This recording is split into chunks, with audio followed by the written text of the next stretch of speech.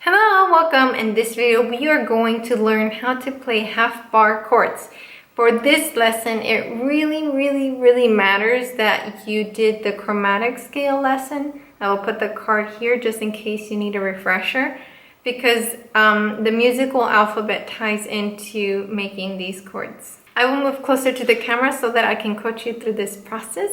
And then at the end, I'll tell you what your homework is and we'll review with me back on this frame.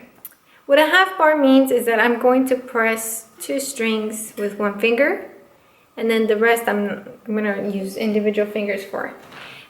Some people do like to bar the entire fret and then add the fingers, but for my hand that's not very comfortable, and this part of my finger is not the strongest. I do feel more control with the tip, but if you like barring the entire weight, that's fine, you can do it that way.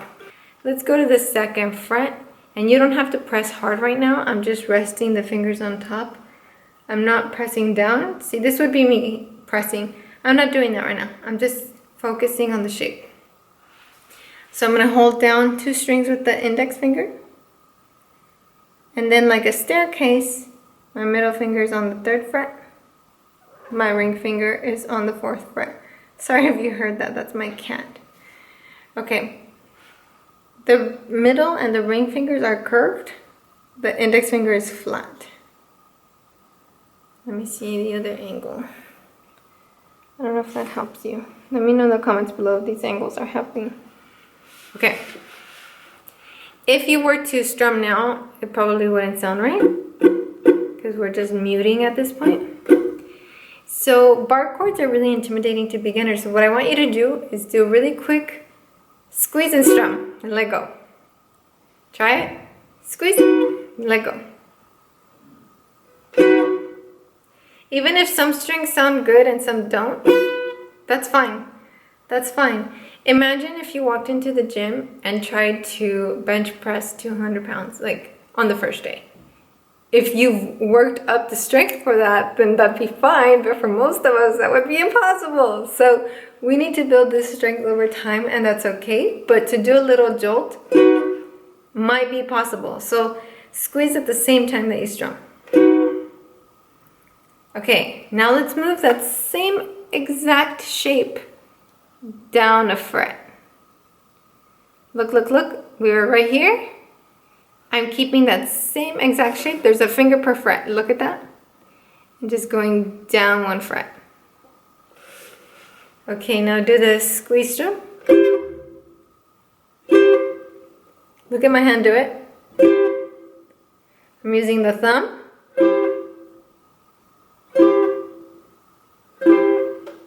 If you're on the 3rd fret, exactly the same as I am, this is a different C chord. You know this one. That would be called more of an open chord. This is C chord. So if this is C, then you know this is B.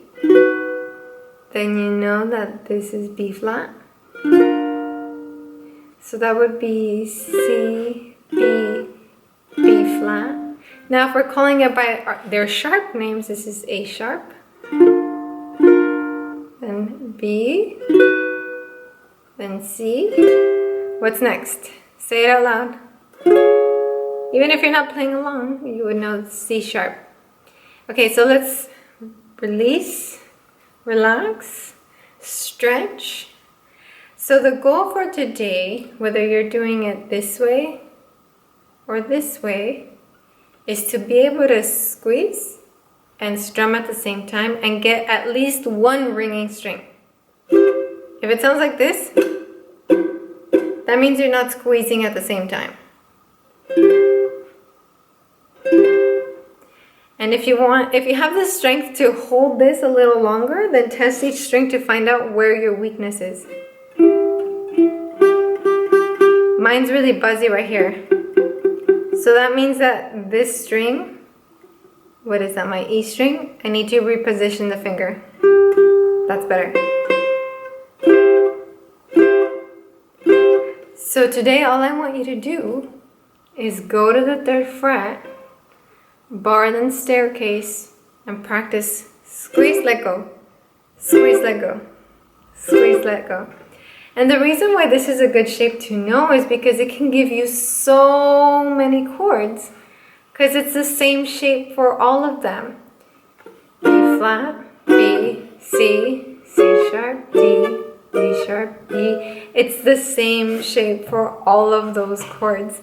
So if you wonder why somehow some people seem to know all the chords, it's because they know the shape, and that's all they're doing. They're cheating. Now, if you're a rock star, I would like you to practice, like going up. Go up, go up, go up. And you'll notice that the frets get thinner, thinner, the closer you get up here. So up here, there's so much space. But a lot of beginners never see that because we tend to stay on the first 3, maybe 4 frets. We never explore outside of that. So I really want to encourage you today, even if you're not strumming, just practice this hand and go up, up, up. And you might have to peek like I just have to, up, up, up, and see how far you can go. Up, up. That's probably as far as I can go, but practice that. And yeah, you'll have the indentation on your fingers, but maybe about now you're starting to feel calluses, so that's a good thing too. So practice the squeeze and strum.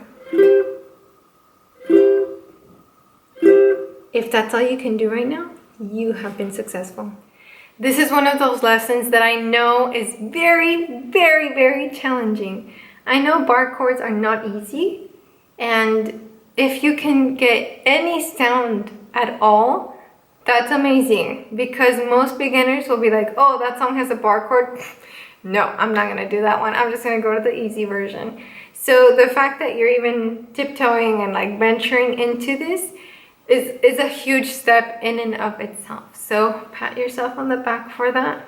Feed the chicken, because you have tried something that's really challenging. Alrighty, work on the squeeze strum, squeeze strum, squeeze strum.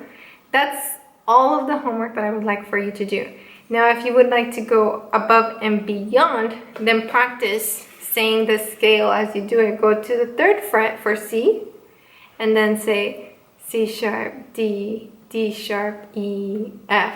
So that you would know, like, oh, that's another way to playing F. That's cool, I didn't know that. So explore the ukulele, have some fun with this lesson. Don't take it too seriously. Don't sweat it too much. This is something that we need to work out often so that we can build that strength to squeeze and then eventually hold. Update me in the comments below and on Instagram how you're doing with this lesson, and I'll try and give you feedback or comment back as soon as possible. As always, thank you so much for watching, and I will see you in the next one. Sayonara!